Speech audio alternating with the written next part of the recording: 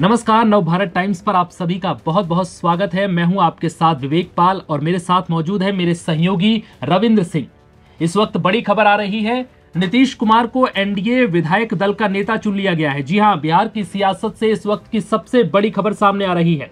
विधायक दल का नेता चुने जाने के बाद नीतीश कुमार राज्यपाल के दफ्तर पहुंचे और अपना इस्तीफा उन्हें सौंप दिया है। इसी के साथ ही अब वो गुरुवार को सुबह 11:30 बजे पटना के गांधी मैदान से 10वीं बार सीएम पद की शपथ लेंगे। बिहार में क्या कुछ हलचल है और संभावित मंत्री पद को लेकर क्या कुछ बात चल रही है, अमित शाह भी पहुंच चुके हैं वहां पर, कैसा माहौल है, बताएंगे रविंद्र जी। बिल्कुल विवेक, देखिए सबसे पहली तो बात यह कि अमित शाह रात को पहुंचे हैं यहाँ पटना में। 2 घंटे की दूरी है दिल्ली से पटना की, और कल ये शपथ ग्रहण होना है 11:30 बजे। अमित शाह का यहां पटना में पहुंचना कई संकेत देता है। पहले एक टाइमलाइन समझते हैं। 14 तारीख को नतीजे आते हैं। 14 तारीख को नतीजे आने की 3 दिन बाद 17 तारीख को मुख्यमंत्री नीतीश कुमार राज्यपाल से मुलाकात करते हैं और विधानसभा भंग करने की सिफारिश करते हैं। कहते हैं कि 19 तारीख को विधानसभा भंग कीजिएगा, उस दिन मैं इस्तीफा दूंगा। अमूमन ऐसा होता नहीं है। आप जाते हैं आप ये कहते हैं कि आप विधानसभा को अभी भंग कर दीजिए, मैं अपना इस्तीफा अभी सौंपता हूं, लेकिन उन्होंने नहीं सौंपा। दूसरी तरफ अब आज की तारीख में, यानी कि कल अगर 20 तारीख को शपथ लेनी है, एक दिन पहले शाम को पूरा घटनाक्रम हो रहा है। इससे पहले जेडीयू विधायक दल के नेता के तौर पर नीतीश कुमार को चुना गया। बीजेपी के विधायक दल के तौर पर 2 नाम चुने गए। एक तो नेता के तौर पर तो सम्राट चौधरी, उपनेता के तौर पर विजय सिन्हा को वहां पर बनाया गया। यानी कि यह साफ बीजेपी की तरफ से कर दिया गया कि ये दोनों ही हमारी तरफ से उप मुख्यमंत्री होने वाले हैं। यानी कि 3 चेहरे मुख्यमंत्री उप मुख्यमंत्री के तौर पर साफ हो गए। अभी यह संशय था कि भाई एनडीए, संशय तो खैर क्या कहें, क्योंकि कई तरह की अटकलें हो रही थी, कयासबाजी लगाई जा रही थी, इतना दिन क्यों लग रहे हैं। लेकिन अब एनडीए की बैठक में सभी विधायकों ने इसका प्रस्ताव दिया गया खुद सम्राट चौधरी की तरफ से कि भाई हमारे एनडीए विधायक दल के नेता नीतीश कुमार होंगे, मतलब कि वो मुख्यमंत्री होंगे।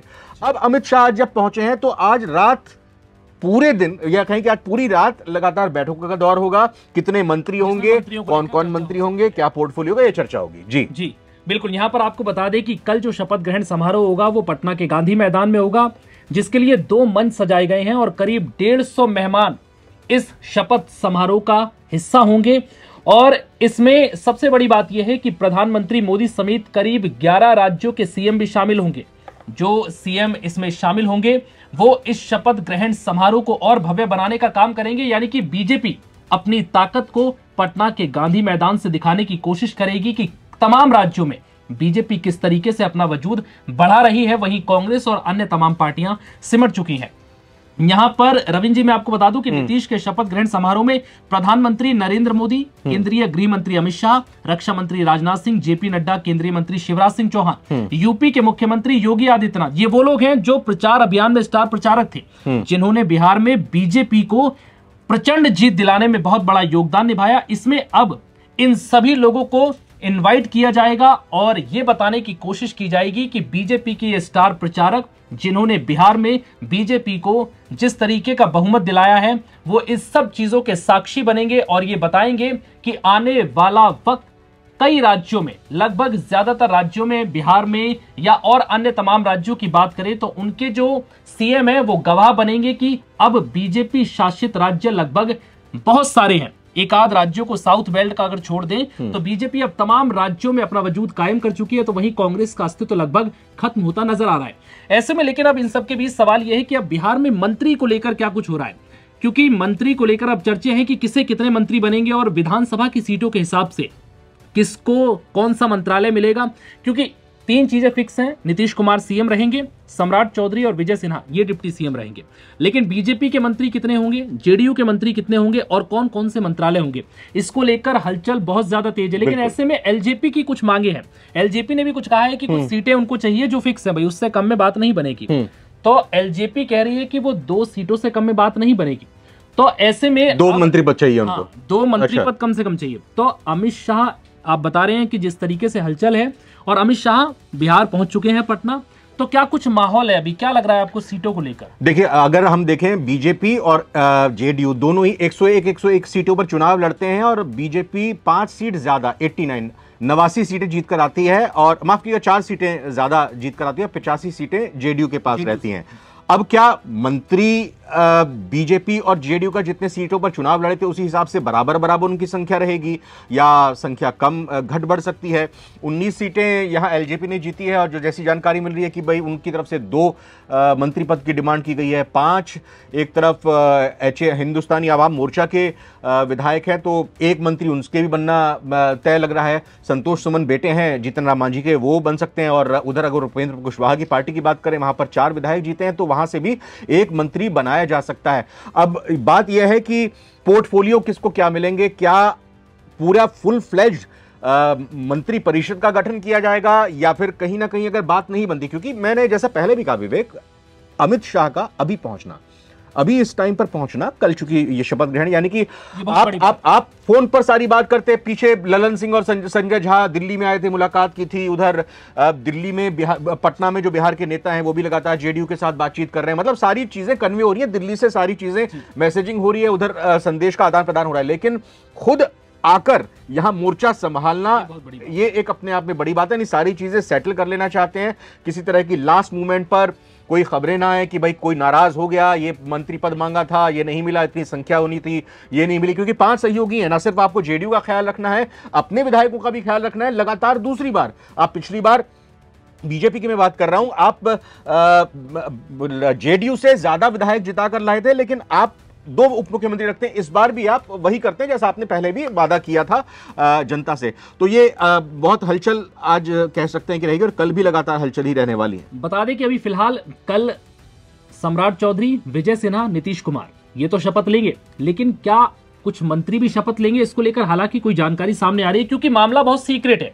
अमित शाह नहीं चाहते कि शपथ से पहले किसी भी चीज की जानकारी बाहर तक पहुंचे या लीक हो, इसलिए अमित शाह खुद शपथ ग्रहण समारोह से ठीक पहले पटना पहुंचे, मोर्चा संभाला, क्योंकि उन्हें इस बात का भरोसा नहीं था कि अगर वो नहीं गए तो चीजें संतुलित रहेंगी।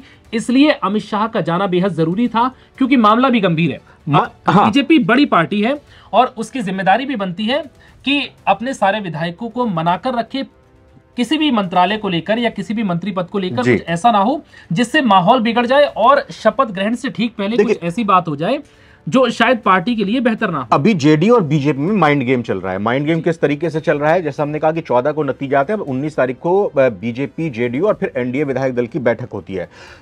खबर यह निकलकर सामने आई कि जेडीयू ने की तरफ से विजय चौधरी का नाम लिया गया। विजय चौधरी बहुत ही करीबी और विश्वस्त है नीतीश कुमार के, उनका बतौर स्पीकर नाम लिया गया कि भाई जेडीयू का स्पीकर होना चाहिए और जेडीयू, ये स्पीकर की क्या भूमिका विधानसभा में रहती है ये किसी से छिपी नहीं है। लेकिन बीजेपी ने कहा कि ऐसा नहीं होगा, भाई अगर मुख्यमंत्री नीतीश कुमार बन रहे हैं तो फिर हमारा ही यहां पर स्पीकर रहना चाहिए। लेकर लड़ाई अभी बरकरार नहीं, मैं कह रहा हूं माइंड गेम चल रहे हैं, माइंड गेम चल रहे हैं स्पीकर पद को लेकर। भाई ये जेडीयू को मालूम है कि गृह मंत्रालय पद को लेकर, कि गृह मंत्रालय, होम मिनिस्ट्री इस बार किसके पास रहेगी। बीजेपी की तरफ से ये सूत्रों से जानकारी मिली कि उन्होंने डिमांड की कि भाई ठीक है मुख्यमंत्री आप बन रहे हैं लेकिन होम मिनिस्ट्री हम संभालेंगे, दूसरी तरफ हम रखेंगे अपने पास स्पीकर का भी पद। तो जेडीयू इस बात को भांपती थी, पहले से जानती थी, समझती थी, इसीलिए उसने बीजेपी को पहले कह दिया विजय चौधरी सबसे वरिष्ठ हैं, वो होना चाहिए। अगर सीएम नीतीश कुमार बन रहे हैं तो बीजेपी किसी भी हाल में स्पीकर पद नहीं गंवाएगी, ये चीज तो कंफर्म है। स्पीकर पद बीजेपी के पास लगभग रहेगा, वो नहीं चाहेगी कि स्पीकर जेडीयू से हो। नहीं, वो बिल्कुल, वो तो साफ है, वो तो साफ है। इसीलिए तो मैं कह रहा हूं ये पोस्चरिंग की जाती है, ये पोस्चरिंग की जाती है कि भाई जैसा होता है ना, मैं एक छोटा सा उदाहरण देता हूं। आपको अगर छुट्टी चाहिए होती है अपने बॉस से जी, आपको 10 दिन की छुट्टी चाहिए होती है, तो आप जाकर बोलते हैं कि 15 दिन की छुट्टी दे दीजिए, कहेंगे नहीं इतनी दिन की मैं नहीं दे पाऊंगा, 10 दिन की छुट्टी दे दूंगा। तो ये इसी तरह की बात है। यहाँ आपको बता दें कि बीजेपी कोटे से कौन कौन मंत्री हो सकते हैं, संभावित लगभग नाम सामने आ रहे हैं, अभी क्लियर नहीं है लेकिन संभावित है। कहा जा रहा है सम्राट चौधरी मंत्री बन सकते हैं, नितिन नवीन मंत्री बन सकते हैं, मंगल पांडे, मनोज शर्मा, रजनीश कुमार, रमा निषाद और रेणु देवी और नीतीश मिश्रा, ये वो लोग हैं जो मंत्री बनाए जा सकते हैं। हाँ, नीतीश मिश्रा ये वो लोग हैं जो बीजेपी की तरफ से मंत्री बनाए जा सकते हैं। हालांकि अभी खुलकर कोई जानकारी सामने नहीं आ रही है, लेकिन शपथ ग्रहण समारोह के बाद ये लगभग सामने आ जाएगा कि कौन कौन मंत्री पद की शपथ ले रहे हैं या फिर मंत्री पद की शपथ ली भी जाएगी या नहीं, क्योंकि प्रोग्राम बहुत बड़े स्तर पर है। कम से कम 155 मेहमान आ रहे हैं, जिनमें उद्योग, गांधी मैदान, फिल्म स्टार तक के लोग रहेंगे और बीजेपी शासित 11 राज्यों के मुख्यमंत्री।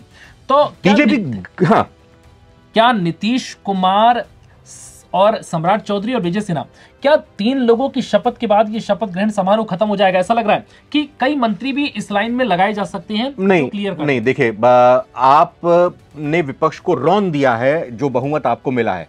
आप नहीं चाहेंगे आगामी चुनावों को भी देखते हुए, और चूंकि प्रधानमंत्री और तमाम बड़े मुख्यमंत्रियों की यहां पर मौजूदगी बीजेपी शासित, एनडीए शासित राज्यों की रहेगी, तो आप यहां पर किरकिरी नहीं कराना चाहेंगे। यहां पर आप किसी तरह से विपक्ष को, विरोधियों को ये बोलने का मौका नहीं देंगे कि भाई इतना बड़ा आयोजन आपने कर लिया। तो बीजेपी हम समझते हैं, जानते हैं कि वो ग्रैंड इवेंट करती है, एक लोगों तक ये छवि और छाप छोड़ने की कोशिश करती है। तो इसमें ये समझने की कोशिश हम करेंगे कि ये एक पूरा पोर्टफोलियो है, कहें कि पूरा मंत्री परिषद ही इसमें शपथ लेगी।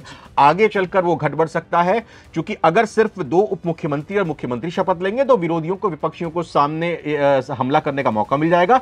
ये जनता को भी एक मैसेज अच्छा नहीं जाएगा कि भाई गठबंधन आपस में है, इनकी आपस में नहीं बन रही।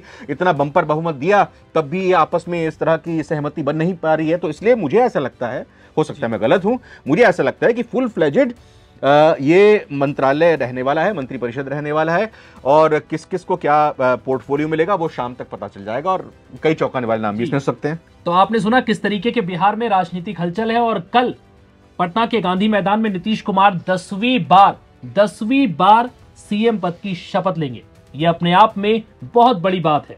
नीतीश कुमार किस्मत के बेहद धनी आदमी हैं, क्योंकि बिहार में वो कई सालों से सत्ता में है। पार्टी किसी की भी रही हो, वो हर पार्टी के साथ मिलकर कहीं हद तक सीएम बनी जाते हैं।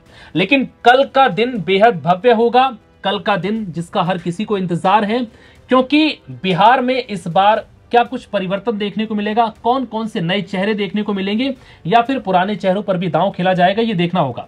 फिलहाल जो कुछ हलचल है हमने आपको बताई। इस वीडियो में इतना ही। इजाजत दीजिए। नमस्कार।